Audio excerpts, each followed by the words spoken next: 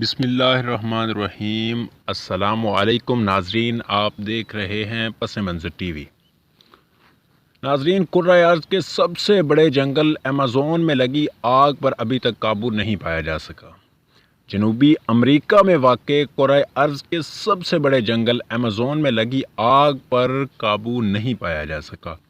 Amazon کے جنگلات دنیا کی فضا کو آکسیجن فراہم کرنے میں اپنا 20% حصہ ڈالتے ہیں اور انہیں دنیا کے پھیپھڑوں سے تشبیہ دی جاتی ہے، کیونکہ آپ لوگ جانتے ہوں گے کہ آکسیجن کے بغیر زمین پر کسی طور زندگی ممکن نہیں۔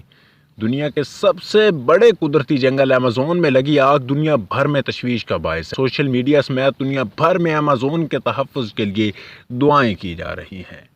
ایمیزون کے جنگل میں لگی آگ کے باعث لاطینی امریکہ کے کئی ممالک پر دھوئیں کے بادل چھا گئے ہیں، جبکہ پروازیں بھی منسوخ کی جا رہی ہیں۔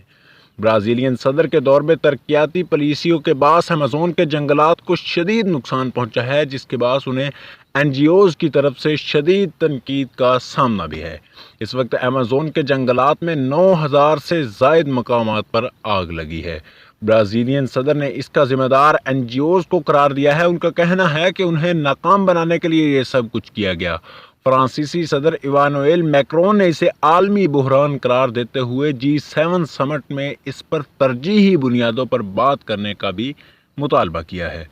سائنسدانوں کا کہنا ہے کہ عالمی حدت یعنی ٹمپریچر بڑھنے کی وجہ سے یہ سب کچھ ہو رہا ہے۔ رواں سال برازیل کے جنگلات میں 72,843 مرتبہ آگ لگ چکی ہے، جو کہ گزشتہ سال کی نسبت 80% زیادہ ہے۔ ایمیزون کے جنگلات دنیا کی فضا کو آکسیجن فراہم کرنے میں 20% حصہ ڈالتے ہیں۔ اس سے آپ اس بات کا اندازہ لگا سکتے ہیں کہ برازیل کے ان جنگلات میں لگی آگ، جو کہ رین فارسٹ کہلاتے ہیں، کتنی خطرناک ہو سکتی ہے۔